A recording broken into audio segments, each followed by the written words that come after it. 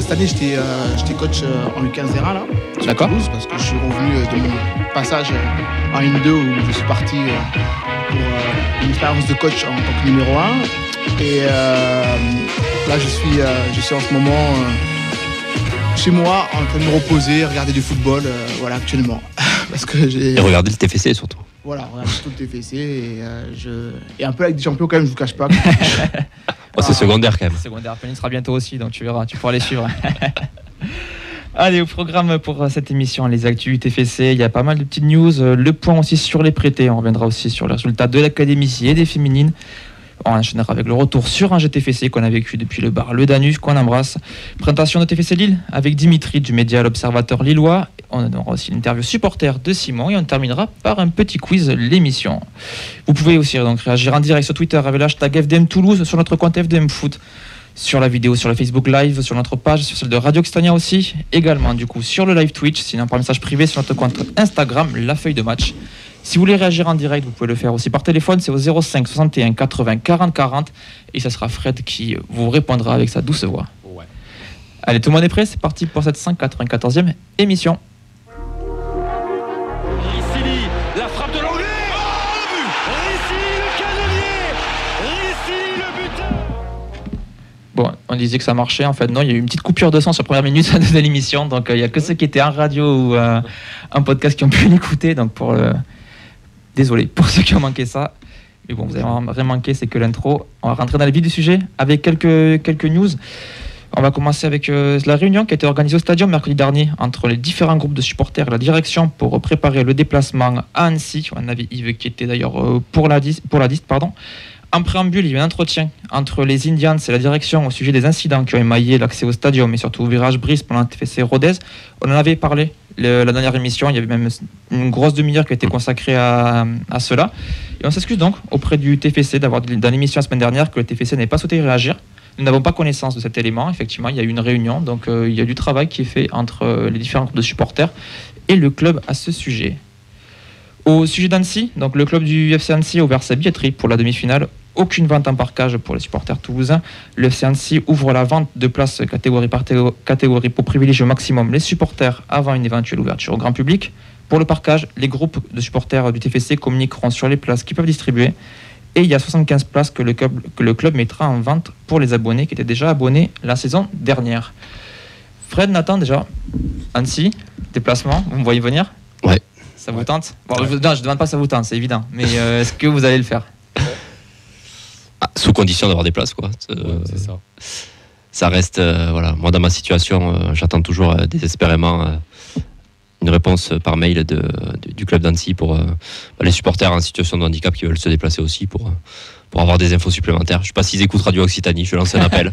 On les embrasse. Je lance un appel s'ils veulent me répondre, mais non, voilà, on y verra plus clair au fur et à mesure, mais bon, c'est vrai que c'est historique, on aimerait bien voir ça quand même de plus près, donc au stade, et voilà.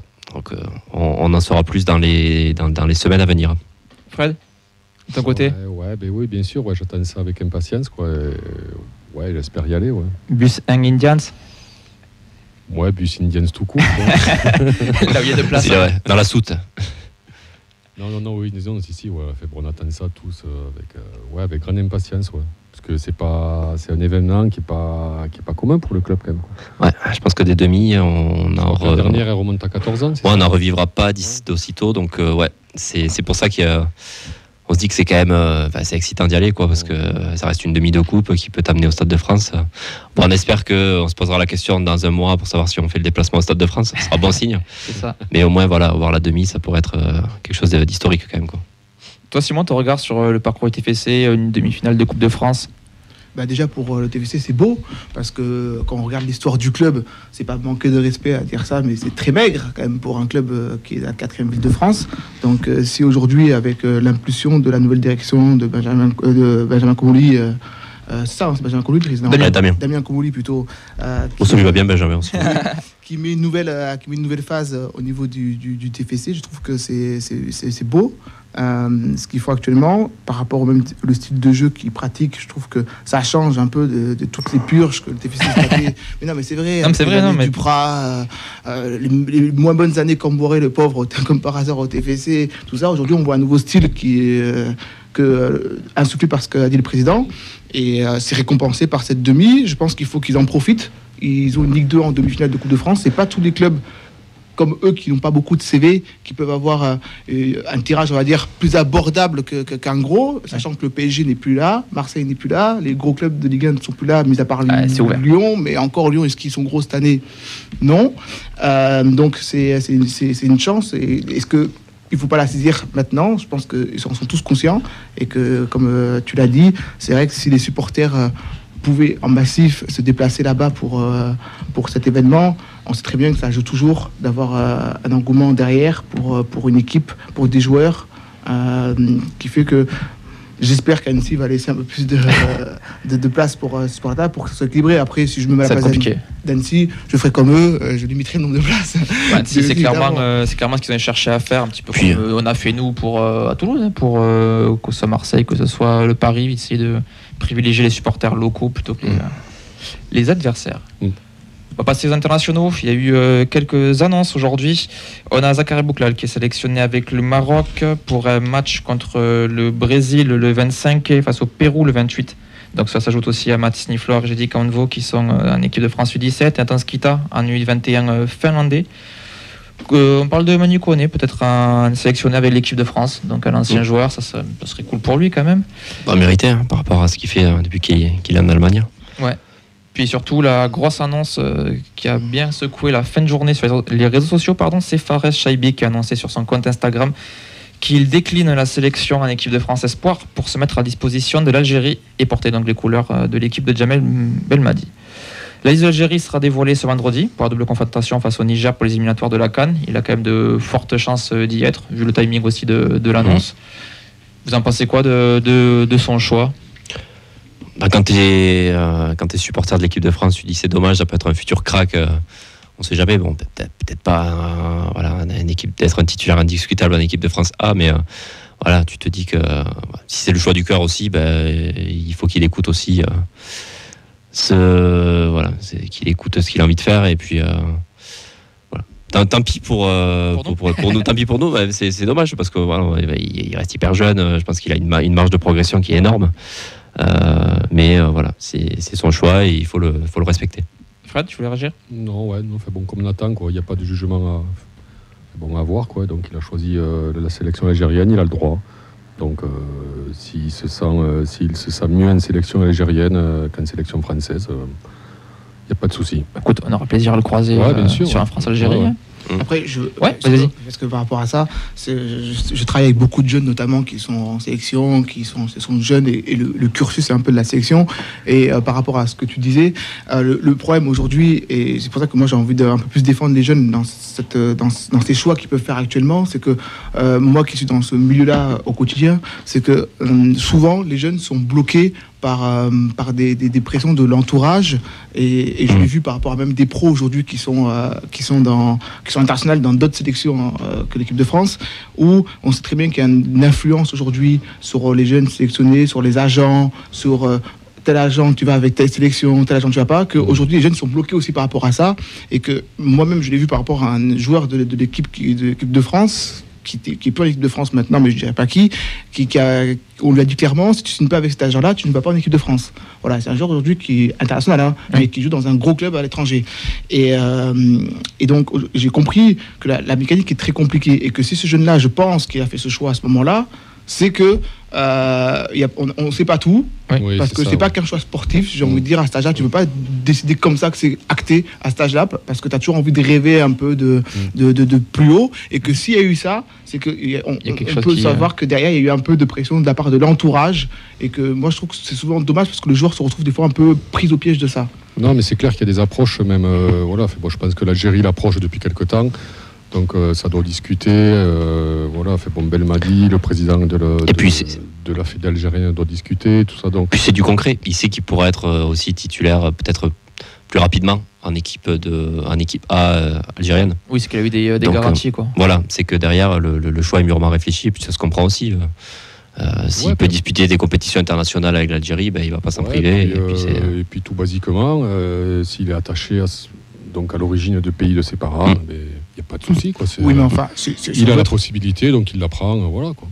Après, si on va être un tout petit peu honnête sur ce sujet-là, on va pas se mentir, un jeune joueur, s'il a l'occasion d'avoir une quasi-garantie de jouer en équipe de France A plus tard, il ne choisit pas les sélections de son pays natal, parce qu'on sait très bien le business qui est autour. C'est-à-dire qu'un joueur international français voudra toujours plus sur le marché des transferts, sur le pouvoir d'attractivité du joueur, qu'un joueur africain international. Donc, c'est que aussi, je vous dis, il n'y a pas que le fait du choix du cœur forcément, c'est que on sait que... Qui rentrent en jeu, voilà, c'est pour ça que je dis ça en fait. Voilà. Vaste débat. Oui, non, mais c'est vrai, c'est un vaste débat. Ouais. Et après, ce qui, c'est que son éclosion, en fait, elle est surprise. Elle est toute récente, quoi. Donc, Oui, parce qu'on a l'impression que ça fait 3 saisons qu'il est là, mais ça fait que de 1 an, ouais, c'est ça, même pas 1 an. Quoi. Il arrive à nous dans l'équipe. C'est la surprise de la saison, donc que ça dure. Hein. Allez, dernière petite actu qui est sortie cette semaine, qui était relayée sur les réseaux sociaux par le TFC. Le tournoi des soignants organisé par la LFP et la Fédération hospitalière de France aura lieu le 12 juin et sera organisé par le TFC sur les terrains annexes du stadium. Il y aura 16 équipes représentant les clubs de Ligue 1 et de Ligue 2. Cette opération a pour but, comme la saison passée, de rendre hommage à tout le personnel soignant et à sa mobilisation au quotidien, et à faire écho à la journée d'hommage aux soignants qui s'appelait Supporters de soignants, qui avait eu lieu en septembre lors des 8e journées de Ligue 1 et 9e journée de Ligue 2. Pour le TFC, ce sera le groupement hospitalier de la Haute-Garonne et du Tarn-Ouest. Donc concrètement, c'est les hôpitaux de la Haute-Garonne plus l'hôpital de Lavaur qui représenteront le TFC. Donc ça fera une compétition de plus. Peut-être qu'on y croisera Ilias Sanogo qui viendra remercier les différents soignants qu'il aura pu croiser à Toulouse à cette occasion-là. Puis Nathan, tu vas faire un saut ? Bah oui, sans transition. Si je suis invité. Si je suis invité. Allez, on va passer au point sur les prêtés avec toi. Avec la toi, mascotte. Avec la mascotte. Les joueurs du TFC qui sont prêtés actuellement, qui ont joué, il y en a eu pas mal ce week-end. Ouais, il y en a eu pas mal, ouais. On va commencer par le choc, on va dire, le choc des prêtés, puisqu'il y avait Pau contre Niort, donc à Pau, Yanis Begraoui contre Junior Flemings, dit la Flemme. Victoire des Palos 1-0 sur un but de Boigard, un ancien du TEF aussi. Begraoui a joué l'intégralité de la rencontre, Flemings a joué 82 minutes, donc quasiment l'intégralité. Pau est 16e et donc premier non relégable. Niort est toujours lanterne rouge avec 7 points de retard sur Pau. Donc maintien très très serré en Ligue 2. Quoi. Ça va être compliqué quand même pour Niort. Ouais. Ensuite, donc notre prêté, donc Mamadi Bangré, qui joue donc à QRM. Donc lui, par contre, titulaire lors du déplacement à Nîmes, malgré la défaite 2-0. Donc il a joué 75 minutes. Aux côtés d'autres anciens Toulousains, donc Khalidou Sidibé et Alexandre Bonnet. Bon, Alexandre Bonnet, ça commence à dater. Bah, écoute, mais bon, il joue toujours, quoi. Il joue toujours, hein. Ouais, il joue toujours. Ouais. Donc saison plus tranquille pour QRM, qui est actuel 8e, donc qui se situe dans, on va dire, le ventre mou du haut de tableau. C'est ça. Puisqu'il est plus proche du duo de tête que de la zone rouge. Voilà. Donc Mamadi Bangré aussi, on peut signaler le match précédent, il avait mis un très très joli but. Ouais. Il fait une saison plutôt sympa du côté de QRM. Ouais, puis petit à petit il a gagné sa place titulaire surtout. Ouais. Donc c'est quand même pré-gagnant. Hein. Ouais, c'est bien parce que ça reste quand même un joueur très très jeune encore. Hein. Donc, c'est très intéressant quand il avait été au TF aussi. Je me souviens début de saison dernière. On sentait sur ses entrées en jeu qui était. Non, mais là c'est vraiment le pré-gagnant puisqu'il a du temps de jeu. Il faut qu'il s'aguerrisse un peu, quoi. Voilà, il fait des bonnes perfs, il a du temps de jeu, donc c'est très très bien.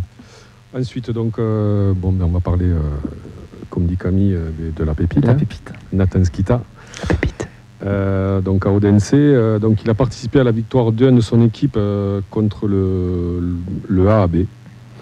Donc il a joué les 20 dernières minutes. Sur son club est actuellement 8e avant la dernière journée de la phase régulière du championnat, sachant que les 6 premiers joueront en play-off pour le titre et les 6 derniers donc en play-down pour se maintenir. Donc Skita, toujours pareil, c'est un peu un dent de scie, quoi. Partout où il passe, c'est encore un devenir, encore. C'est pas... Ouais, il faut le déclic, en espérant qu'il arrive. Mais après, il a même plus de temps de jeu sur son dernier prêt, mais là, au final, c'est que le 3e ou 4e match qu'il fait. Ouais. Il est toujours sur la vingtaine de minutes. Ouais, c'est ça. Bon. À suivre. Hein. À suivre. Et enfin, pour finir... l'exotisme. Ouais, l'exotisme, quoi. Donc, Cléry Herbert et Tom Rapnouille, qui jouent donc au Botef Vradza, donc en Bulgarie. Défaite 2-0 donc au Levski Sofia. L'actuel 6e. Donc Tom Rapnouille n'était pas dans le groupe et Cléry Herbert est rentré à l'heure de jeu. Donc le Botef 11e sur 16, donc ouais, c'est compliqué pour eux, quoi. Ouais, c'est trop mot aussi. Ouais, Puis pareil, il y a un système de play-off, play-down Ouais, aussi, c'est- donc là, c'est pas fini. Donc c'est assez compliqué pour ces deux joueurs, quoi. Merci Fred. Nathan, avant de passer aux résultats de l'Académie des féminines, est-ce qu'il y a des réactions sur Facebook Live, sur Twitch? On avait des réactions sur Twitch tout à l'heure, mais Ouais. par rapport aux internationaux, Tu peux, hein. on a Free Fly Bretz qui était déçu de savoir que nos Néerlandais ne sont pas un bon ballottage pour jouer avec la sélection néerlandaise. Ouais, un peu plus d'embouteillage peut-être. Ouais. Ouais, Ouais. mais c'est compliqué quand même. Elle fait les jeunes s'emballe là sur, Oui. sur Dalingra, sur Van Den Boomen. Ouais. Bon, voilà, quoi. Les mecs, ils sont quand même quasi du championnat, quand même. On va se calmer quand même. Ça, bien sûr. Mais après, Ils sont irlandaises, mais quand même. ça reste pour avoir une place dans le groupe, pour rentrer dans la rotation. Je te parle pas en tant que titulaire indiscutable, mais Non, mais la Hollande, il y a une Il y a tel Olivier, foyer hein. de bons joueurs. C'est ça. Tu regardes les mecs où ils jouent, même les remplaçants. Bon, tu te dis, voilà, Van Den Boomen, 27 ans, ouais, ça peut rentrer sur un concours de non, dans une circonstances, rotation, quoi, voilà, mais pas forcément dans une. Non, mais peut-être un Dalinga Ah, dans quelques années, ouais. peut-être. Dalinga, À ouais. la limite, mais pas. Dalinga, ouais, je pense que ouais. Lui, à la limite, ouais. Et d'ailleurs, il est un espoir, hein, donc. Oui. Donc, il suit le parcours normal d'un jeune de son âge, quoi. On va pas se bousculer. Ouais. Attends, quelques grosses perfs cette semaine Ouais. pour les équipes du TFC. On va commencer par la grosse perf du week-end, donc c'est la victoire de la D2 féminine, donc qui s'est imposée à Nice, qui était 3e du classement. Donc les Niçoises, elles ouvrent le score à la 16e minute par Baldé, avant que l'inévitable Célène Altungoulak égalise à la 29e, puis donne l'avantage à la 37e, donc recrue qui est arrivée cet hiver, si je dis pas de bêtises. Fin de mercato. Donc elle en est à 7 buts en 4 matchs de D2, au meilleur des moments, puisque ça permet au TF de souffler un petit peu. Donc elles sont désormais 9e, à désormais 3 petits points d'Albi, Marsac 6e, et premier non relégable. Donc plus que jamais, elles peuvent espérer, en faisant, qui pour moi est un match déclic, d'aller gagner à l'extérieur à Nice, qui est solide 3e. Voilà, c'est quand même, on peut envisager une fin de saison un peu plus heureuse pour elles. Prochain match donc pour elles, c'est le dimanche 26 mars à 15h sur l'annexe Brice contre Grenoble, qui sort un petit point du TFC, qui reste sur 4 défaites de rang. Et du coup, on va enchaîner avec les féminines. Donc elles jouent la R1, elles jouent ce mercredi 15 mars. Le match a rejoué contre Toulouse Métropole, qu'elles avaient initialement gagné 3-0, et qui avait été interrompu à combien 10 minutes de la fin? Non, si non, je me dis pas de bêtises. 1 minute de la À fin. 1 minute de la fin. D'accord. Non, problème d'éclairage. Ouais. L'éclairage s'est arrêté, et, la Ligue, ils ont voulu savoir. Et je crois que le match avait été retardé, non? C'était pas ça? Ouais, le match a été retardé sur un Il problème de restait une Complot. minute. Ouais, 1 minute. Et le match, il le faut rejouer. Ouais, Ouais. c'est parce que le règlement dit que si on peut pas rallumer l'éclairage en moins de 45 minutes, il faut rejouer le match parce que l'interruption est trop longue. Et pour le coup, l'agent de Toulouse Métropole sur place a dit que ça prendrait plus de temps que ça. Ouais. Ouais. J'aurais aimé cette année avoir le même règlement, mais commission, ça dépend des équipes. Plus de chance que nous, les féminines là-dessus. T'as pas les bons avocats. Nous, l'arbitre a arrêté le match à 5 minutes de la fin, mais c'est pas rejoué. Hein, bon. Les joueurs du district. Donc- Non, c'est en ligue. Je suis en En ligue, plus, moi. Non, je suis pas en district. Pardon, Donc, pardon. je suis pas en district. Mais c'était en ligue, mais c'était à Montauban en plus, mais bon. Du Donc, coup, ils auront 2 matchs ouais, cette semaine en plus. C'est ça. Donc là, elles sont 2e à 4 points de latte. Donc voilà. Et par rapport au prochain match, elles enchaînent en Coupe d'Occitanie contre Blagnac, une équipe de R2 au complexe sportif d'Andromède. Donc il y a 2 autres équipes de R1 et des équipes de division inférieure. Donc c'est une coupe assez ouverte pour nos Toulousaines. On termine avec les 19. Donc match nul, 1 partout contre l'OM, qui était leader avec 4 victoires en 4 matchs. Donc les Toulousaines, elles ouvrent le score par le biais de Laura Mérise à la 49e, avant une égalisation marseillaise dans la foulée. Au classement, ça nous donne des Toulousaines qui restent 4e avec 7 points, et Marseille toujours en tête avec 13 points. Le prochain match, c'est un déplacement à Grenoble, ce dimanche à 11h au stade du Vercors. Les Grenobloises, elles sont actuellement 5e avec 6 points. Belle perf des Toulousaines parce que les Marseillaises, c'était quand même 4 victoires en 4 matchs, donc Ouais. c'est la première équipe qui ne. Ouais, contre laquelle c'était gagnera. l'équipe à battre. Bon, on a fait nul, mais c'était l'équipe qui est quand même favorite de la poule. Quelques matchs aussi du côté de l'académie. Exactement. Donc on va débuter avec la N3. Donc il y avait un amical contre la N3 de Pau qui joue le haut du tableau en Nouvelle-Aquitaine. Et les Toulousains, ils ont gagné 6-3. Prochain match, c'est le dimanche 19 mars pour la réception de la Lanterne Rouge Bagnols-Pont à 15h30 sur l'annexe 1 du stadium. Les 19, ils n'ont pas joué. Donc ils sont toujours actuellement 2e à 2 points du leader Montpellier. C'est la trêve pendant 2 semaines. Et le prochain match, c'est la réception de l'AS Cannes le dimanche 26 mars. à midi sur l'annexe 4 du stadium face Cannes qui est 12e sur 14 équipes. Et les 17, ils ont gagné 3-1 à Nîmes et donc ils concèdent l'ouverture du score dès la 22e minute. Ilyes Azizi égalise à la 50e puis Ismaël Silla donne l'avantage aux Toulousains après l'heure de jeu. Donc les Nîmois prennent un rouge quelques minutes plus tard avant que Silla marque un doublé à la 71e minute. Belle perf, ouais, belle perf aussi. Et Toulouse donc deuxième avec Zéco et Bordeaux à 9 points de l'OM. Et prochain match samedi 25 mars à 15h sur l'annexe Brice contre Mérignac qui est 10e et à 11 points de Toulouse. Donc un match plutôt abordable. Ouais. Merci Nathan.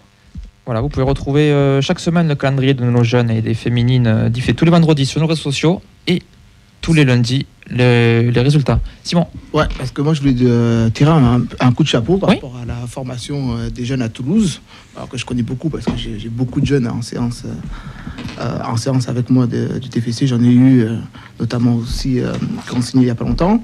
Moi je pense qu'aujourd'hui, qu'il y a depuis 2-3 ans, et je pense aussi par l'insufflation du nouveau président qui, je pense, il faut que le TFC en profite. Pour moi, c'est une chance d'avoir pour une des rares fois, je pense, en championnat qu'on a un président qui connaît le football.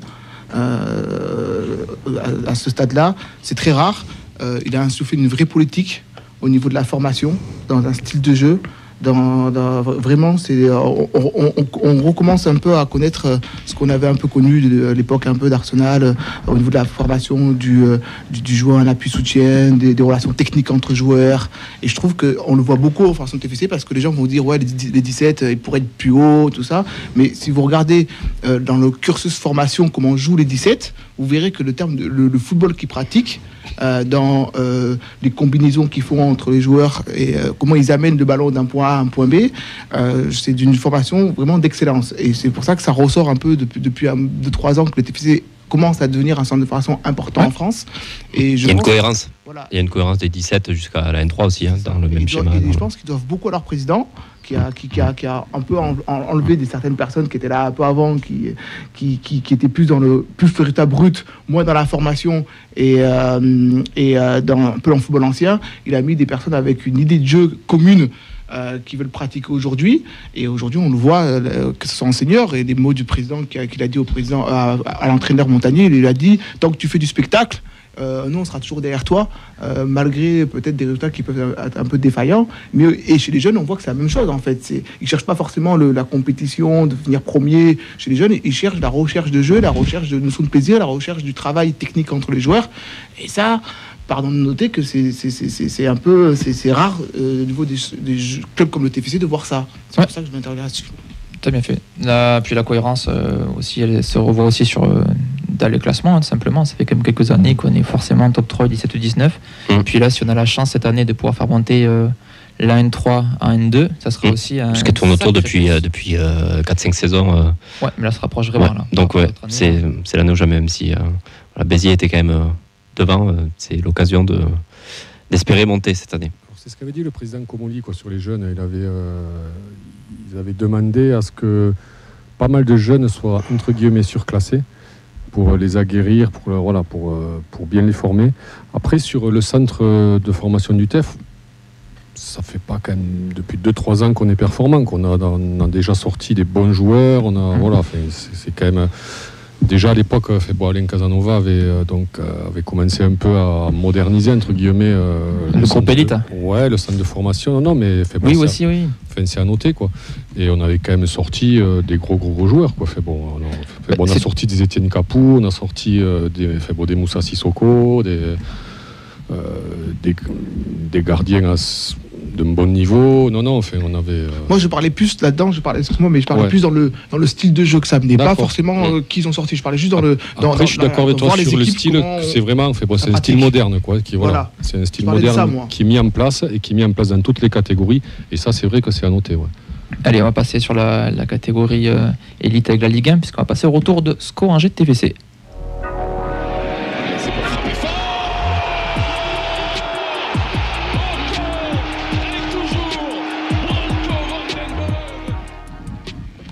Alors pour commencer, on va commencer par un petit salut au Danu, puisqu'on était en direct depuis le bar Le Danu pour commenter ce match avec Mehdi, Oxens, Elliot et Nathan.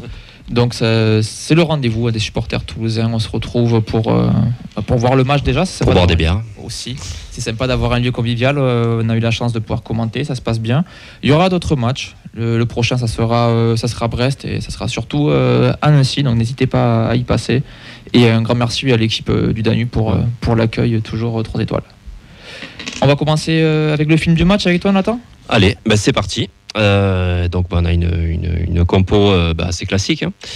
En 4-3-3, donc avec Dupé dans les buts, Dessler, Rouault, Nicolaisen, Soiseau en défense, Spearings, De Jagereux, Van den Boomen au milieu de terrain et un trio offensif constitué de Zakaria Bouklal, Dalinga et Raphaël Ratao. Donc à noter qu'au fil du match, Shaibi est rentré à la place de Ratao à la mi-temps, Diarra est rentré à la place de Soiseau à la 75e, en même temps que Ado qui a remplacé Abouklal. Logan Costa, lui, il a remplacé De Jagereux à la 81e et Birmancevic, Dalinga en fin de match. On a vidé le banc. Effectivement, et c'est rare de le souligner, mais Montagnier qui a vraiment fait une rotation complète. De plus en plus, ça fait 2-3 matchs qu'il le fait, alors qu'avant c'était assez rare. Ouais.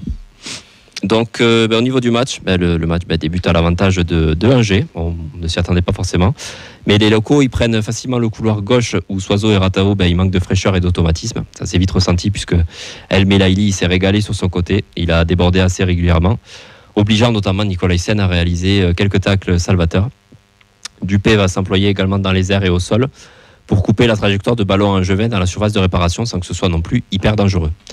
De son côté, Toulouse est assez brouillon à la possession mais réalise beaucoup de passes latérales et peine à enchaîner des passes vers l'avant pour espérer créer du danger.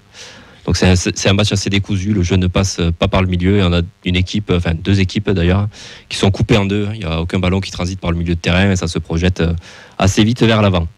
Donc la première véritable occasion, elle intervient à la suite d'un centre d'El Melaili qui va trouver Capel et sceller au second poteau et qui va frapper le poteau droit de Dupé. Cela aura le mérite de réveiller les joueurs de Montagnier qui vont ouvrir le score à la suite d'un mouvement côté gauche. De Jagereux va servir Abouklal à la rentrée dans la surface. Le ballon va être cafouillé dans la surface par les deux actions angevins pour revenir sur Dessler au second poteau qui va ajuster Bernardoni d'un plat du pied entre les jambes. Du coup, ça va se terminer sur un score de 1-0 à la mi-temps. Déjà une petite question pour ceux qui ont vu le match, est-ce que c'est un TFC chanceux en première mi-temps? Fred, je te dérange? Non. Tu faisais une petite sieste là? Non, pas du tout, mais je pensais pas que j'allais ouvrir le bal. Chanceux non, je dirais pas chanceux, mais on a eu du mal quoi. On n'a pas fait une bonne première mi-temps. Comme a dit Nathan, c'était assez décousu, ça manquait de punch, moi j'ai trouvé que ça manquait d'envie, ça manquait de création au milieu. Moi j'ai trouvé un milieu quasiment absent.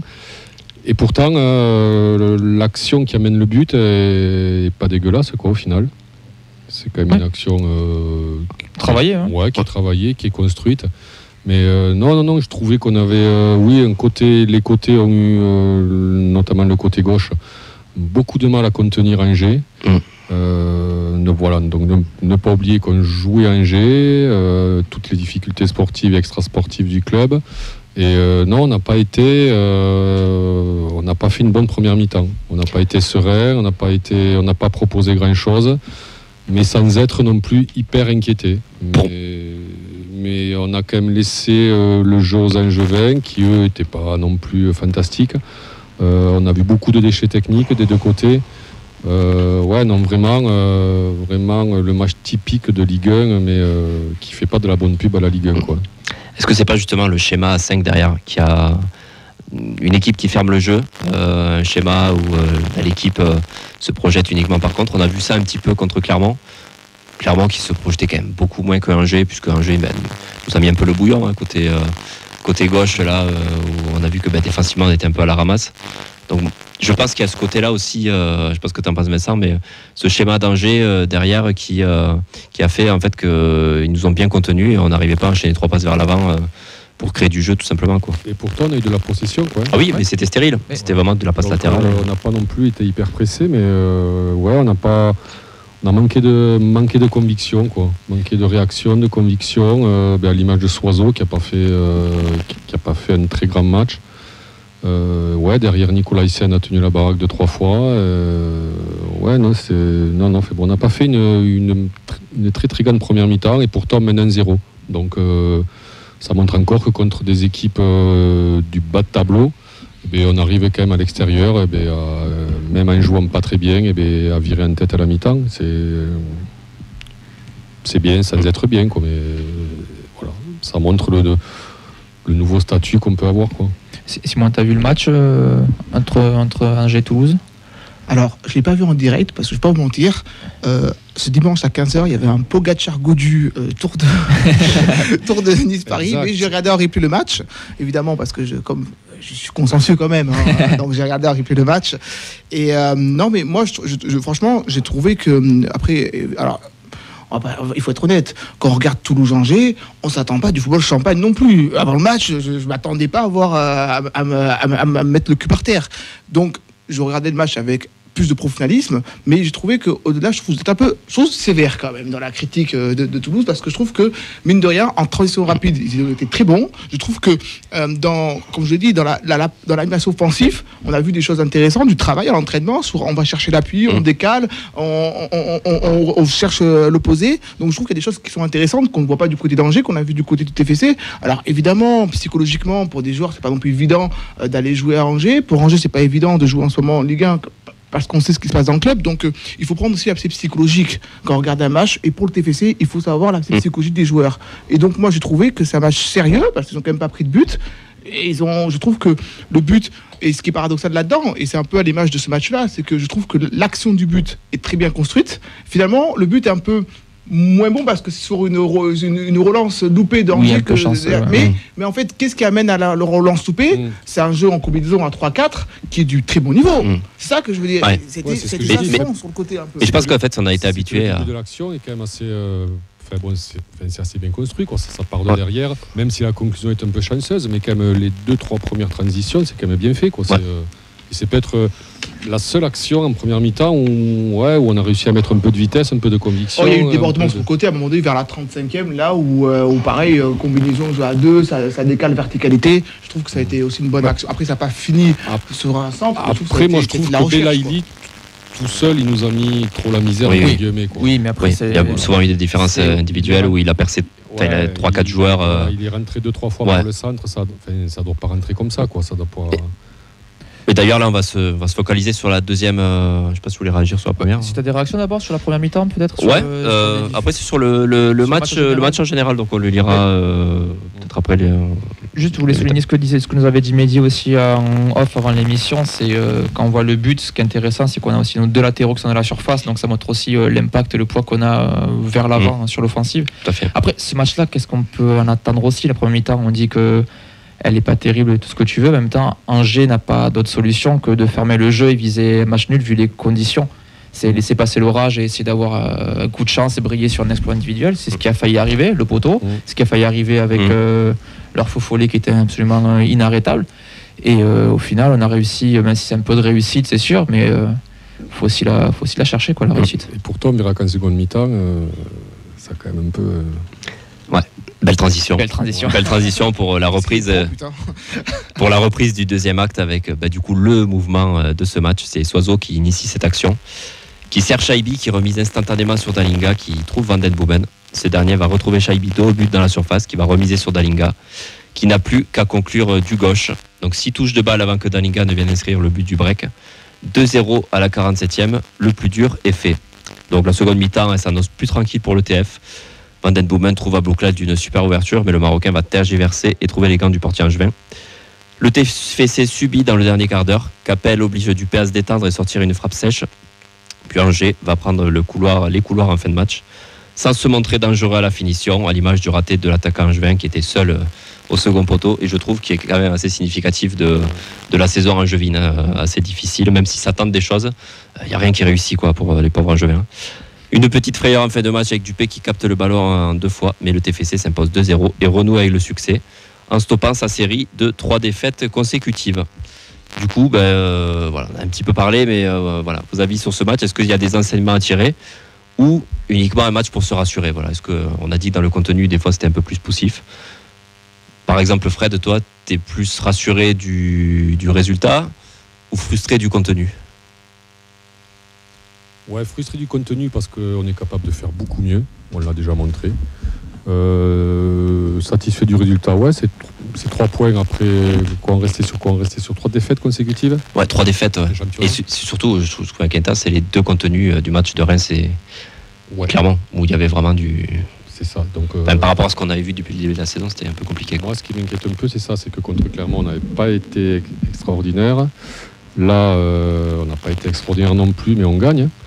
Ouais, donc on s'est rassuré comptablement, mais je pense pas que dans le jeu on se soit énormément rassuré, quoi. On a une période là où ça devrait être bien huilé, tu vois. On va attaquer la fin de la saison là bientôt, ça devrait bien rouler. Alors peut-être, est-ce qu'il y a un contre-coup physique? Est-ce qu'il y a déjà la tête à la Coupe de France aussi, parce que ça doit jouer forcément.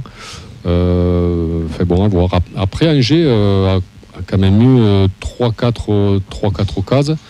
Si c'est d'autres joueurs d'un calibre que les Angevins, je suis pas sûr qu'on reparte avec un clean sheet, quoi. Et je suis pas sûr qu'on reparte même avec la victoire, quoi. Donc ouais, il faut pas s'enflammer. C'est toujours pareil, quoi. On est sur un fil sportivement, voilà, on n'est pas encore, on n'est pas serein, quoi. Dès qu'on a un peu de régularité, on la repère. Non, ça fait juste du bien comptablement, mais avant la réception de Lille, quoi qu'il a, ça va être un vrai combat, quoi, au stadium, quoi. Et toi, Simon, du coup, t'en as pensé quoi dans le contenu par rapport à ce que tu as vu peut-être du TF en début de saison? Est-ce que pour toi, juste avant que Simon intervienne, la confirmation contient quand même un avant-centre qui est très très prometteur, quoi, d'Alinga. Ah oui, qui se faisait descendre encore il y a au début du mois de janvier. Donc ça fait plaisir de voir. Il passe des buts. Voilà, donc il est quand même à 10 buts. Il y a vraiment des attaquants qui mettent 10 buts en 27 journées. En même pas à 10 journées de la fin, on n'en a pas eu beaucoup au TF. On a vu des gars avec des stats comme ça, 10 buts à 27 journées, qui partaient en fin de saison dans des clubs, dans des gros clubs, avec un gros contrat, quoi. Ouais. Donc là on tient, on tient un très très bon joueur. Ouais. Du coup, Simon, ton avis, en fait, ton avis sur. Mais moi après, par rapport à l'analyse de ce match-là, moi je me place toujours à la place d'un peu du coach et j'en tire une grande. Si je suis coach, moi à la place, je suis Montagnier, je suis très satisfait. Parce que déjà tu fais un clean sheet extérieur, tu vas gagner chez le dernier. Faut pas forcément, c'est pas non plus évident pour les joueurs de trouver toujours cette motivation ultime contre les derniers, sachant que tu sais que tu as bientôt la Coupe de France. Oui, évidemment que peut-être que des fois il y a un peu des laissés-aller sur peut-être même pas de l'engagement, mais c'est du naturel en fait, que psychologique que tu fais. Après, il faut savoir un truc aussi au niveau de Toulouse, c'est qu'une saison aussi, ça se joue souvent en coulisses, et j'aime bien le répéter parce que souvent on n'a pas trop la notion de ça, c'est qu'aujourd'hui vous avez quand même votre milieu de terrain, votre base, elle est à la fin de contrat. Fin de contrat pour des joueurs aussi importants, c'est pas évident à gérer. Il y a des clubs par exemple de division inférieure qui ne montent pas à cause de ça. Parce qu'ils n'arrivent pas à gérer les joueurs qui sont en fin de contrat comme ça. C'est pas évident parce que les joueurs, qu'est-ce qu'ils sont ? Ils sont forcément en train de se projeter à l'année prochaine. Quoi qu'on veut se dire. Et ce qui est normal d'ailleurs, ils pensent à leur avenir. Moi, je pense que là, c'est un peu une erreur un peu de Toulouse qui aurait dû les boucler plus tôt. Et après, des fois, des comportements dont tu as vu ou pas, ça se joue aussi par rapport à ça aussi. C'est que tu boucles pas tes maîtres jeux avant la fin de la saison. T'étonnes pas qu'en fin de saison, ils soient un peu plus légers en termes de jeu, en termes d'envie, en termes d'impact par rapport à tes milieux qui te font jeu. Et ça se voit et c'est logique. Nathan, tu as plusieurs avis sur les réseaux sociaux sur ce match-là. Ouais. Je t'en prie. Donc on a Freefly qui nous dit compliqué d'imaginer une victoire face à Lille samedi en jouant comme dimanche. Lucas qui retient les 3 points maintenant, focus sur Lille et sur le Facebook Live. Donc on avait des réactions. Hop, je reprends de la liste. Il faut faire on salue Yves qui nous écoute. Donc il faut faire 2 matchs aussi inquiétants avec le même résultat et on sera bon. Bernard, donc satisfait du résultat, la manière un peu moins. Il fallait se remettre de 3 défaites. La victoire est quand même logique, la satisfaction et l'efficacité de l'attaque vu le peu d'occasions. notre milieu pioche un peu en ce moment. Donc voilà ce qu'on peut lire sur les réseaux. J'en avais un autre que j'ai vu là sur Twitch avec un pseudo absolument imprononçable, puisque c'est 51 03 26 487. C'est le nombre de buts encaissés par Angers. C'est gratuit. Alors, côté inquiétude, la pointe physique de la 60e ne me serait pas revenue depuis quelques matchs. Donc oui, il y a une petite baisse de régime après l'heure de jeu. Après là, il y a aussi un facteur qui est à prendre en compte, c'est qu'il y a eu double interruption, puisqu'il y a eu la mi-temps pendant un quart d'heure, puis on reprend et on se refait couper 10 minutes avec le souci avec la cage, le filet qui a pris feu. Ouais. Donc ouais, c'était peut-être aussi pour ça les changements très rapides du coach Montagnier. Ouais, sûrement des liens, voilà, avec ce faux rythme. Voilà, il faut s'y remettre quand même. Il faut arriver à se remettre dans des matchs comme ça où il y a des coupures assez longues. Mais ouais, bon, l'essentiel est fait. Par rapport à ce match-là, voilà, se rassurer. J'ai envie d'être un peu critique, sans critique un peu 2 minutes par rapport au TFC de cette année. C'est des matchs comme Clermont à domicile où tu te fais tarter. Ces matchs-là où c'est pas entendable en fait, parce que Clermont c'est pas un gros budget, c'est pas non plus un club historique de Ligue 1 qui fait que bon, t'as pas le poids du club qui arrive dessus. Et c'est ces matchs-là qui sont compliqués, on va dire, à digérer, où c'est là où ils doivent passer plus un cap là-dessus, à pouvoir gérer ce genre de match-là. Après, ce serait inquiétant si on gagnait tout, donc il faut bien qu'on ait des passages à vide aussi. Hein. Oui, Clermont à domicile que toi, ou pas. Mais on est une vraie équipe de série, c'est-à-dire on peut enchaîner autant 4 victoires consécutives, puis 4 défaites, puis encore 4 victoires. Donc il faut qu'on arrive à être plus régulier, plus constant pour franchir, pourquoi pas un palier. Mais au moins ce résultat fait que on se retrouve avec 35 points à 10 journées de la fin. On a 13 points d'avance sur Strasbourg. Donc déjà comptablement, on peut souffler. Oui, on peut souffler. On sait jamais. On avait tendance, 3 défaites consécutives, à regarder derrière aussi, à voir venir. Quand t'as Angers, Dijon, Auxerre, 3 derrière. Oui, mais il y a Auxerre qui revient bien aussi au niveau des résultats. Donc il y a ce côté-là où. Dijon, il est en Ligue 2. Ils sont bien derrière. C'est Brest, parce qu'en rouge, voilà, quand t'as ces clubs-là qui sont derrière, pour moi, le maintien du TFC, il est acquis depuis longtemps. Ouais, on n'avait pas tellement peur, mais c'est vrai que se rassurer quand tu sais que tu as la Coupe de France qui arrive, quand tu sais que tu as des échéances que tu attends. Hein. Donc forcément, on prend plus ce match de Lille, on va dire comme un bonus, où ça va être une préparation. Enfin, il y aura 2 préparations, puisqu'il y aura Brest aussi, mais ça va être se rassurer dans le jeu aussi, puisque on a tous en tête le match de coupe, hein, où en Ligue 1, on n'aura quasiment plus rien à jouer bientôt. Il suffit qu'on ait 2 victoires pour être maintenu. Donc là, il va falloir se remettre en confiance pour espérer aller faire un petit résultat début avril. Mais moi, je pense que honnêtement, il peut y avoir une légère baisse de régime avant le match de Annecy, ce qui serait logique, parce que oui, on l'a eu au bon moment, hein, la baisse de régime. On l'a eu il y a 3 matchs, donc ça reste. Oui, mais je veux dire dans le sens où voilà, c'est après. Bon, Lille défend très mal. Ils ont un beau jeu, mais ils défendent très mal. Mais au-delà de tout ça, je pense qu'aujourd'hui, il ne faut pas être trop.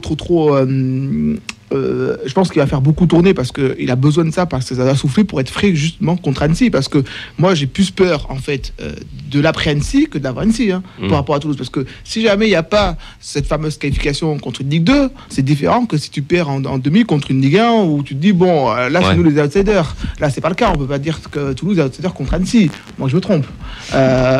Non, c'est pas logique. Même si on élimine Marseille, ça reste une Ligue 2 qui joue le maintien encore, parce qu'ils sont pas encore maintenant en Ligue 2 Annecy. Comme nous en Ligue 1. Hein.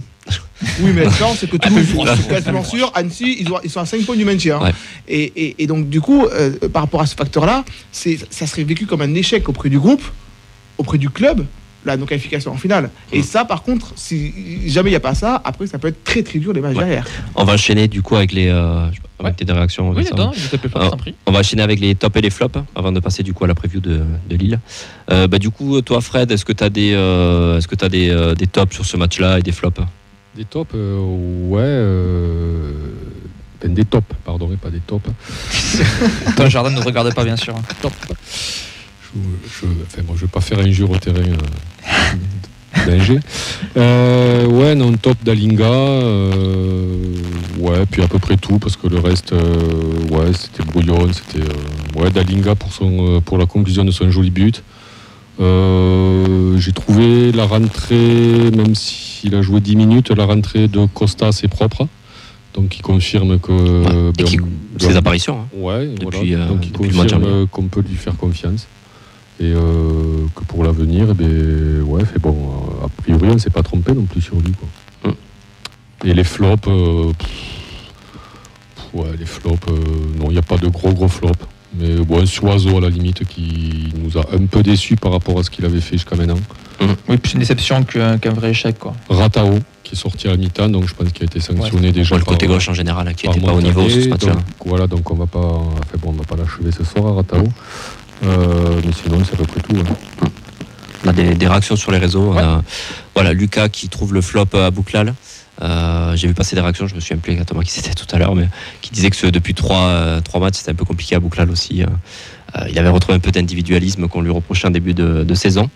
Et on a Bernard, donc top Dessler et Nicolas Hyssen, pardon. Et flop Soiseau à Bouklal. Très bien. Bon, on a été complet sur ce match. On va pouvoir passer maintenant à la présentation de TFC Lille. En retrait, en rouge, va tenter quand même la frappe. Et derrière la présentation donc de TFC Lille qui aura lieu ce samedi à 17h au Stadium. Info billetterie, les virages sont complets. La tribune étudiante aussi reste actuellement des places en honneur et en balcon. On va une fois de plus aisément passer les 20 000. C'est quand même satisfaisant d'avoir une fois de plus de virages pleins. Bah ouais, mais on rêvait tous de ça depuis pas mal de saisons et maintenant en fait c'est devenu presque une habitude. Bon, il faut espérer que ça dure dans le temps, mais c'est agréable de voir deux virages pleins au Stadium pour des matchs au mois de mars. On dit c'est Lille, forcément sur le papier c'est plus intéressant, mais c'est au mois de janvier contre Ajaccio, c'est contre Brest, donc c'est top, c'est bien.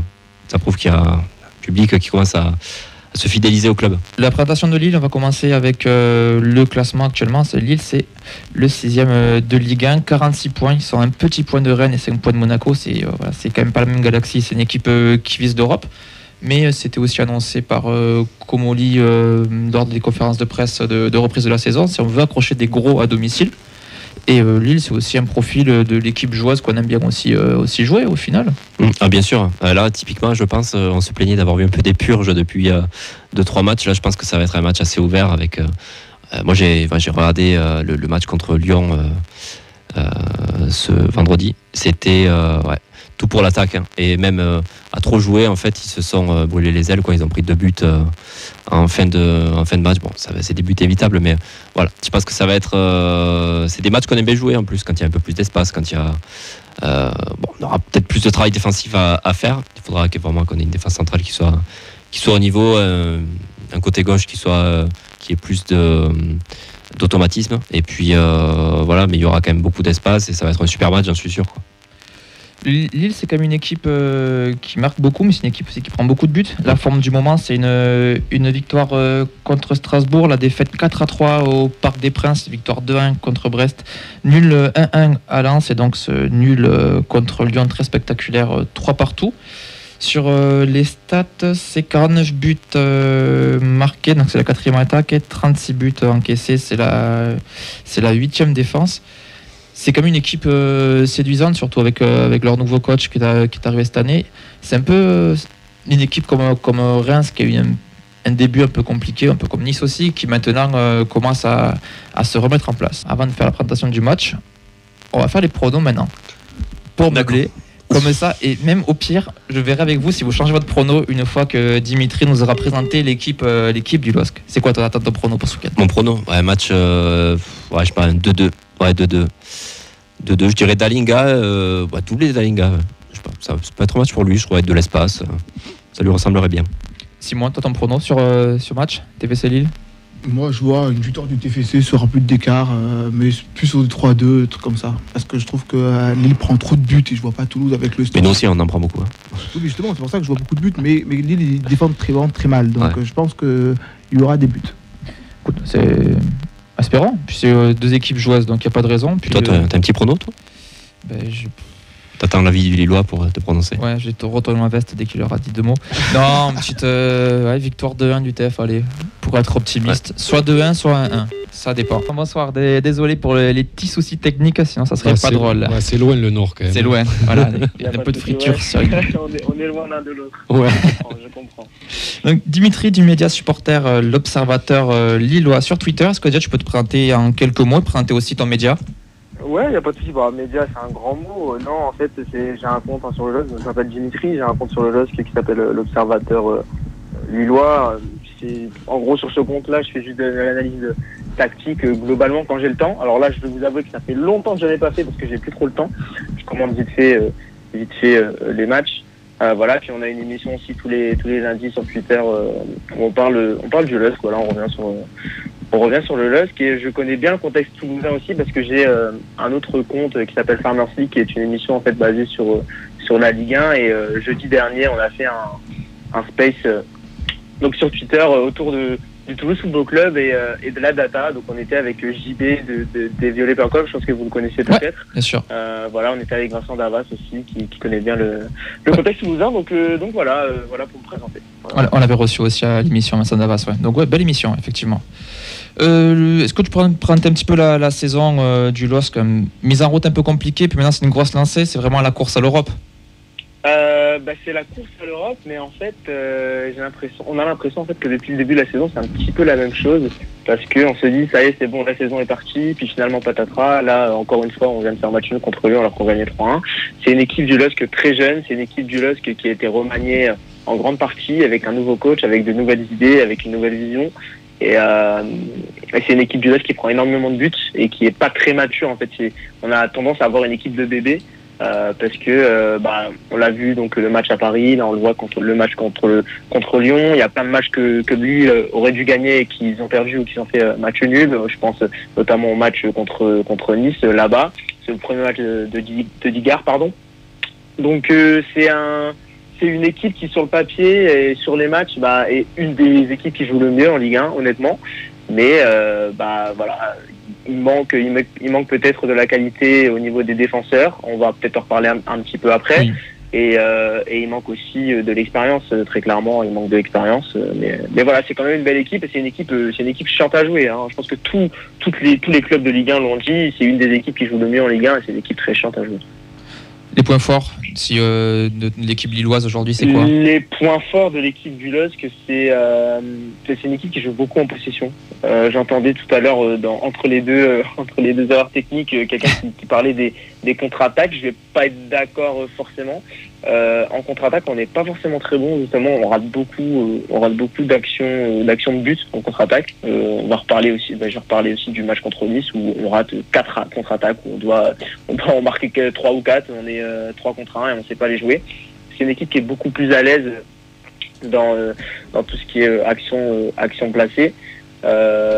Après. Ouais, point fort, je vais dire l'attaque et point faible, je vais dire la défense. Mais ça va paraître un petit peu caricatural, mais c'est le cas. Et Jonathan David, 19 buts, 26 matchs. Voilà. Ouais. Il y a Jonathan David qui carbure bien et qui fait sa première saison complète, puisqu'on a vu sa première saison, il est marqué sur la deuxième partie de saison. Sa deuxième saison, il a marqué sur sa première partie de saison, et là, il marque sur l'ensemble des deux. Donc voilà, on voit son plein potentiel, même si il en rate encore quelques-unes. On a Freefly sur la chaîne Twitch qui nous dit qu'il y a quelques absents importants de votre côté. Donc de notre côté, ça peut être un match où on peut réussir à faire quelque chose au stadium. Tu peux nous dire un mot sur les absents côté lillois? Alors, il manque Thiago Diallo, qui est le défenseur titulaire aux côtés de José Fonte.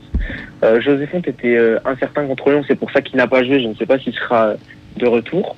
Il nous manque Ismaili toujours, qui était notre latéral gauche titulaire depuis le début de la saison, qui n'est plus là depuis maintenant, ça va faire depuis le retour de la Coupe du Monde. Il nous manque aussi Bafodé Diakité, que vous connaissez bien. On l'attendait en premier celui-là. Voilà. Donc Bafodé Diakité qui ne jouera pas contre Toulouse, qui est très très très très très très très très important pour l'équipe du LOSC, parce que c'est pas un joueur qu'on voit énormément sur un terrain, mais qui est primordial dans le système de Fonseca. Et qui d'autre encore? Devant, Ounas sera de retour. Et je pense que c'est tout. Alors j'en oublie peut-être, mais honnêtement, au niveau des absents majeurs, voilà. Et comme vous voyez, du coup, c'est beaucoup d'absents majeurs, mais au niveau de la défense. Et c'est pour ça que le match contre Lyon, je vais vous donner la défense contre Lyon. On a joué avec Timothy Weah, qui est un buteur de formation qui a joué latéral droit, pardon. On a joué avec Gabriel Gudmundsson, qui est un ailier droit de formation qui a joué défenseur gauche. On a joué avec Lenny Yoro, qui a 17 ans. Et on a joué avec Alexandro, qui vient de D2 portugaise. Donc du bricolage. Un petit peu la défense. Voilà, que du bricolage. Voilà.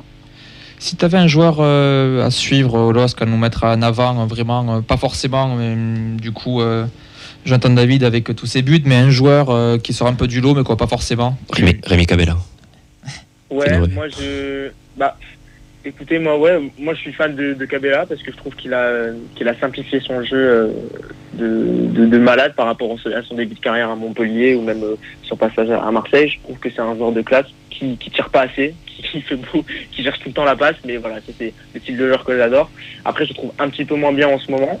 Non, le joueur qui m'impressionne vraiment, c'est Benjamin André, qui pour moi a vraiment progressé cette année aux côtés de Paulo Fonseca. C'est un joueur que je critiquais beaucoup sur son aspect technique, parce que c'était un joueur qui n'arrivait pas à se retourner quand il avait le ballon, c'est-à-dire qu'il restait toujours face à notre but. Et là, cette année, on voit vraiment qu'il arrive à se retourner au niveau du position de son corps, au niveau des choix de passe, au niveau du positionnement tactique. Il a vraiment progressé, il a vraiment passé un palier. Et c'est vraiment, c'est la pièce maîtresse. Déjà l'année dernière et l'année d'avant, quand il était, je trouvais, limité techniquement et tactiquement, il était très important. Là, je pense qu'il est vraiment primordial à l'équipe du LOSC. Donc, je dirais Benjamin André, puis Cabella aussi, qui est pas mal. Et on peut aussi parler d'André Gomez, qui est aussi un très, très, très, très, très bon joueur. Ça sent le match où l'équipe qui prend le dessus au milieu s'impose, je pense, parce qu'il y a quand même... Il y a un duel. Ouais, il y aura un match dans le match. Spearings, Bibiche, Van den Boomen face à André Gomez, ça va donner quoi. T'as de l'expérience quand même à Lille là. C'est pas des premiers venus quand même. Ça dépend des postes. Ouais, je veux dire. Au niveau du milieu, tu parles ? Ouais, du milieu, ouais. Ouais, ça dépend après, mais oui, en ce moment t'as du Cabella, t'as du Benjamin André, ça c'est géré quand même quoi. Ouais. Ça dépend. Après, il peut te mettre aussi un Angel Gomez qui, moi, je trouve ces dernières semaines est vraiment moins bon. Il peut te mettre Angel Gomez au cœur du milieu. C'est aussi un des points forts aussi du LOSC que j'ai pas dit, c'est la polyvalence de beaucoup de joueurs qui peuvent. On a parlé de Rémi Cabella qui peut jouer sur le côté aussi. On peut parler d'Angel Gomez qui peut jouer 10, qui peut jouer 8. Donc voilà, il y a Ounas aussi qui peut jouer 10. T'as David qui peut jouer sur le côté aussi. Donc voilà, et Timothy Weah, j'en parle pas, qui peut jouer latéral gauche, ailier droit, ailier gauche, buteur. Voilà. Donc c'est aussi, ça peut être un point fort comme un point faible. Mais je pense que là, c'est un point fort parce que je pense qu'il y a beaucoup de coachs qui se prennent la tête à savoir comment va jouer le LOSC le week-end. C'est un peu nouveau pour Lille, non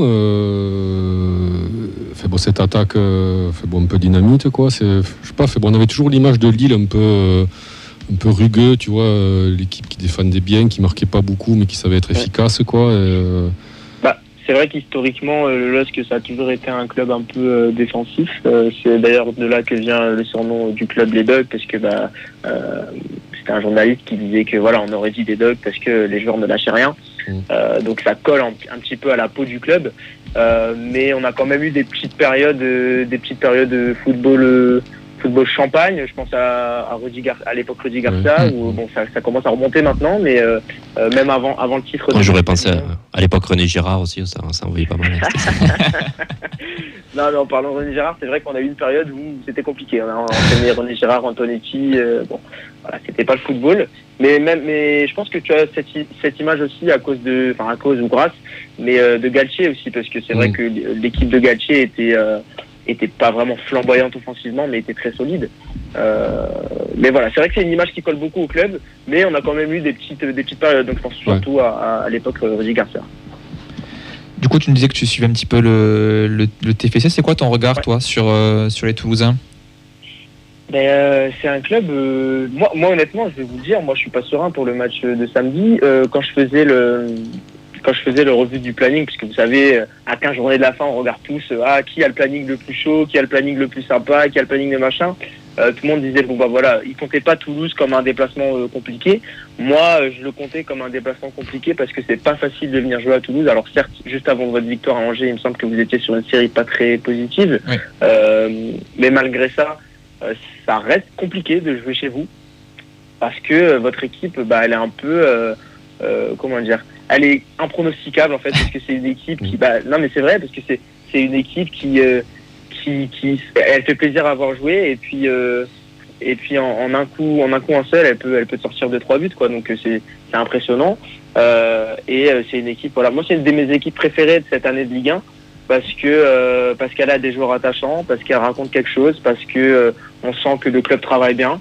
Et que l'équipe joue bien, et ça, on prend plaisir à avoir joué ce club, et même toute l'atmosphère autour de ce club, c'est-à-dire les supporters, l'entraîneur, les joueurs, la communication autour du club, etc. On sent que même vous revivez. Vous revivez, ça fait plaisir à voir et voilà. Et je prends plaisir à voir le tout sous vos clubs cette année. C'est gentil. On pouvait pas tomber plus bas, parce qu'on avait vécu, donc là on profite quand même. On profite bien. Par contre, moi, c'est de savoir que lui, il sent pas trop le match de samedi. Nous non plus, on le sent pas trop, donc ça sent le bon 0-0 là. Non, je pense pas. Je pense qu'il y aura quand même des buts, mais après, pas 3, parce que souvent, quand il y a des buts, il n'y en a pas tant que ça. Mais non, je pense pas. Je pense qu'il y aura un beau match. Le LOSC, souvent, quand il va jouer à l'extérieur, je sais pas si vous avez vu le match au Parc des Princes. Le 4-3, ça a fait, 4-3, on a perdu 4-3. Voilà, le LOSC, ça. T'as du mal à le dire, on le sent encore. Ouais, j'ai du mal. C'est compliqué. Après, je vais vous avouer que c'est ce que je disais sur mon compte, c'est que j'étais moins frustré après ce match-là qu'après beaucoup de victoires du LOSC l'année dernière où on se faisait chier avec Gourvenec. Donc voilà, après c'est une vision du football. Je sais qu'il y a. T'es sévère sur l'année dernière. Non, je suis pas sévère, non. Parce que. Non. En tant que supporter du LOSC, je te jure que je suis pas sévère.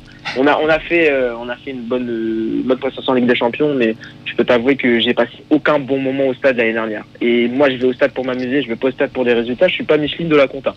Donc, mais c'est la vérité. Ouais, parce que Gourvenec, il avait du matos, quoi. Enfin, il avait du matos sous la main, quoi. C'est ça le truc. C'est pour ça qu'en fait, on lui en veut beaucoup. On a perdu 3 derbys alors qu'on n'avait pas perdu un depuis 15 ans. Donc c'est quelque chose qui passe pas. Et c'est surtout que voilà, il avait du matos. Et là, Fonseca a fait plus de points que Gourvenec avec une équipe, excusez-moi, mais un peu moins fournie, je trouve. Mais voilà, enfin bon, c'est pas le sujet. Mais toujours est-il ce que je disais, oui, donc moi je prends plus de plaisir cette année, mais je sais qu'il y a quelques supporters, notamment les anciens, qui ont connu l'époque Vaïd, qui eux, voilà, regardent juste les résultats et regardent juste qu'on a perdu à Paris parce qu'on a continué à jouer à 3-2 comme des dératés, on a continué à courir vers leur but alors que eux voulaient qu'on bétonne. Je peux comprendre, c'est une certaine vision du foot. Voilà.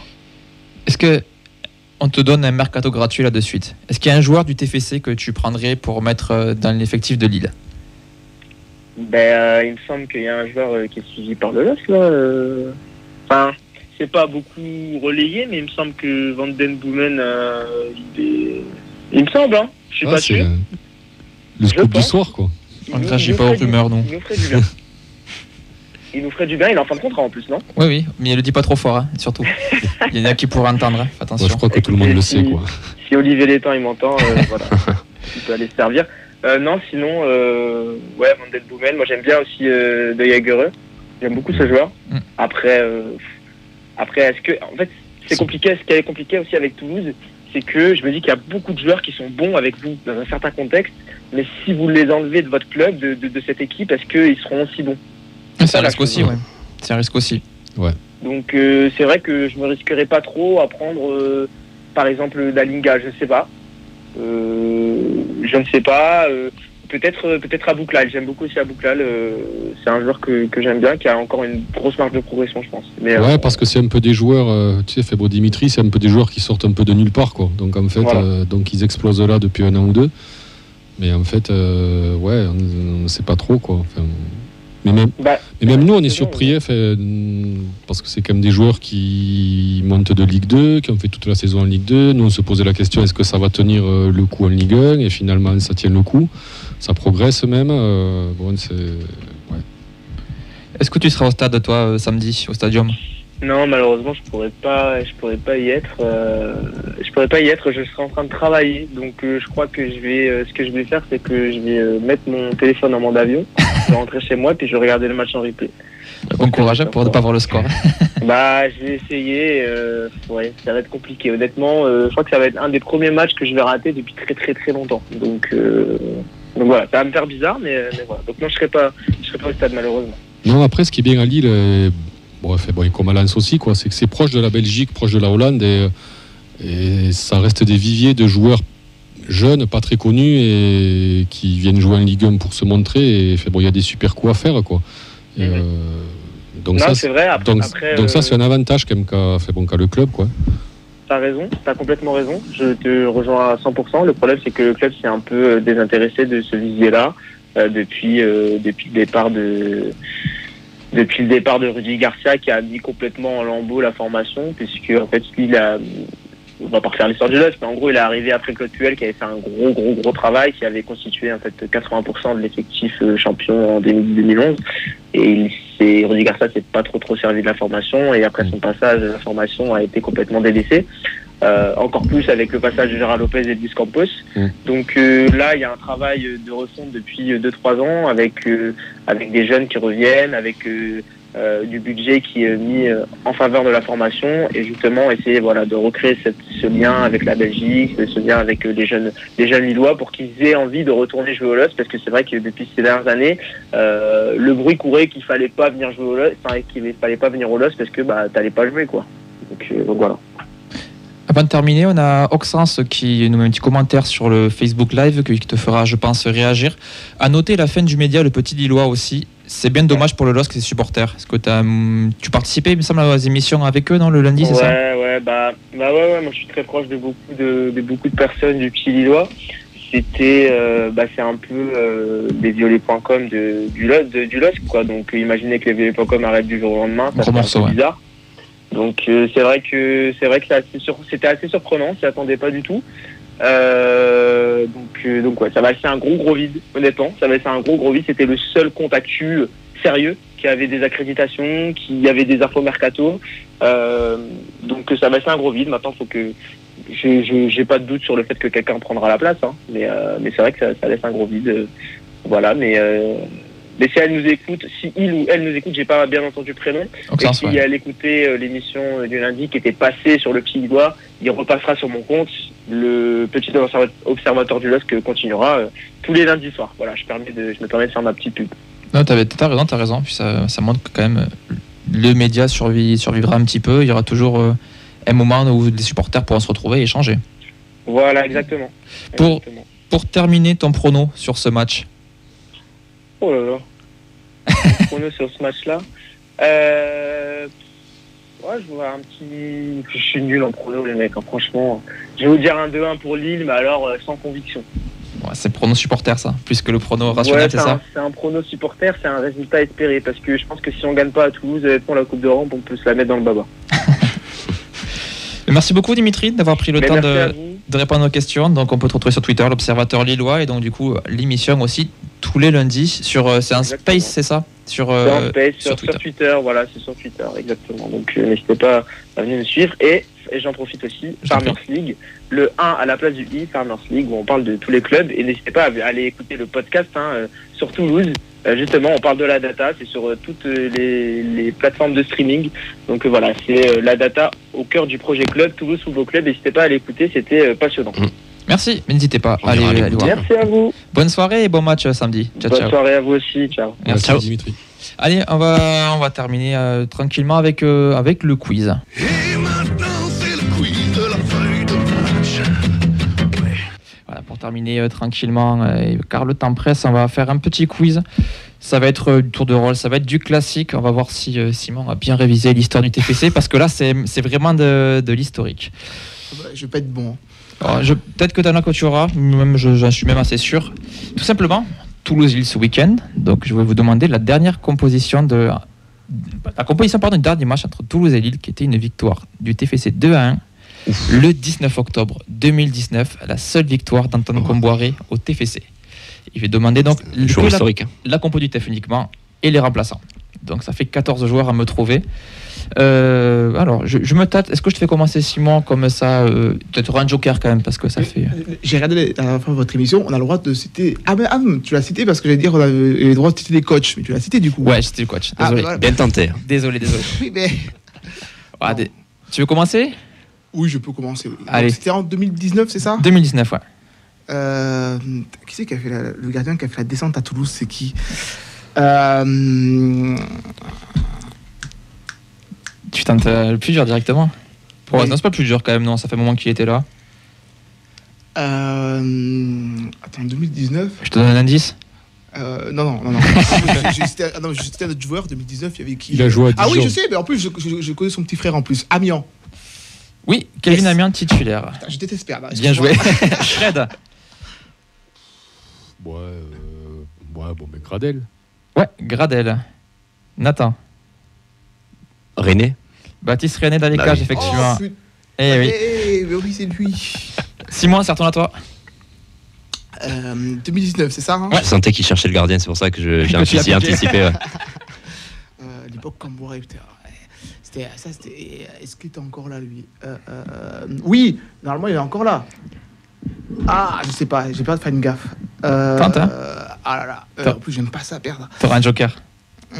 Christopher Julien. Et non, Julien n'y était pas. Oh On passe à Fred. C'était au Celtic.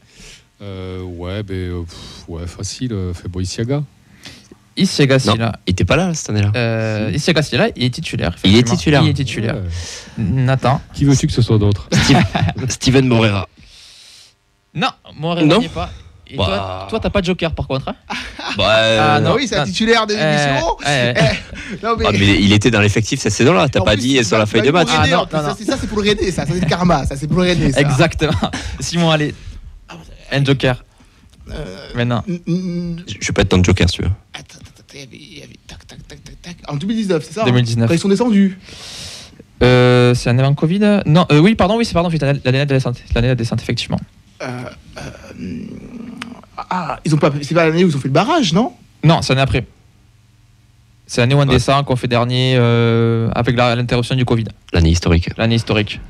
Il y a qui dans cette équipe-là Il y a qui comme attaquant qui. Ben non, franchement, je cale. Alors là. Bah, Nathan, tu veux aider? Comment? Il n'y a pas un petit joker Si, Nathan va t'aider. Allez, putain, mais qui c'est qu'on avait déjà Ah, tu vois Moi j'ai fait une impasse sur cette C'est saison-là. le déni. Hein. Ah, Attends, sur si, Facebook, ça trouve. Hein. Ah bon Ouais, ouais. Ah oui. mais avec Internet à côté, c'est facile. Hein. Moi aussi, hein, je trouve. Hein. Sangaré, il est pas avec nous cette année?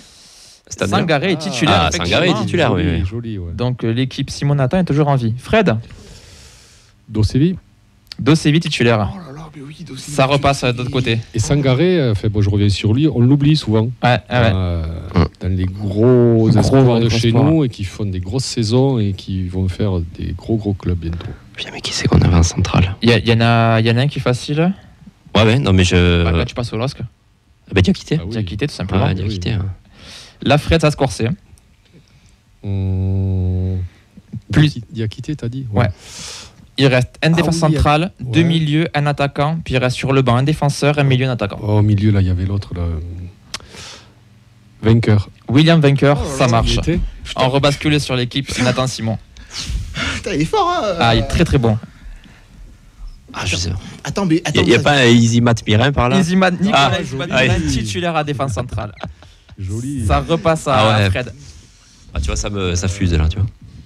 Non, mais je me remets l'équipe en Oui, fait. Là. Celui qui est à Lens, là.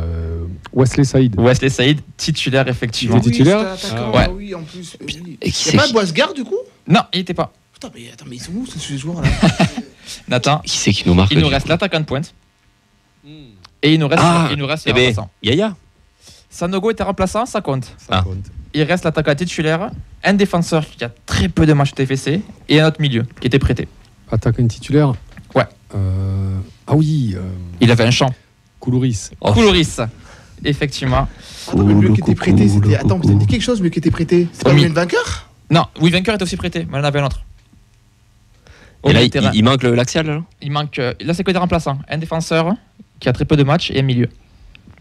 Là, ça va être galère pour les Il trouver. était prêté d'où le milieu de terrain Parce que normalement, si j'ai bien compris l'émission la dernière fois, c'est le dernier qui gagne tout. Hein. C'est le dernier. Bah, Ouais, si, ouais, la dernière fois, ouais. vous avez fait, le C'est- dernier c'est qui vrai, à chaque c'est vrai. gagne Il tout. suit, Donc, il normalement, suit, c'est il le suit. dernier. Sur Facebook, ça trouvé encore une fois.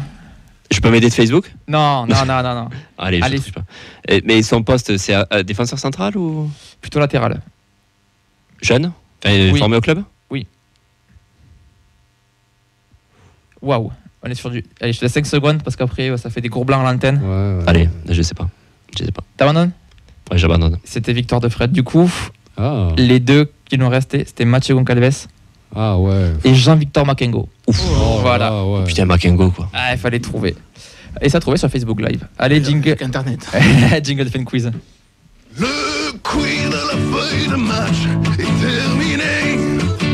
Oh yeah! Jean-Victor Makengo. Et ouais, ça fait du bien de se rappeler cette époque-là parce qu'aujourd'hui, On profite. on profite. On et puis revit. c'est vrai. Mathieu Goncalves. Il était parti au Mans, je crois. Ouais, il me semble, ouais. En prêt, ouais. Et bien c'est la fin de cette émission. Merci à toutes et à tous de nous avoir suivis. Merci Simon d'avoir participé. Si tu veux, le moment de nous rappeler un petit peu tes réseaux, ton activité, si on veut te suivre.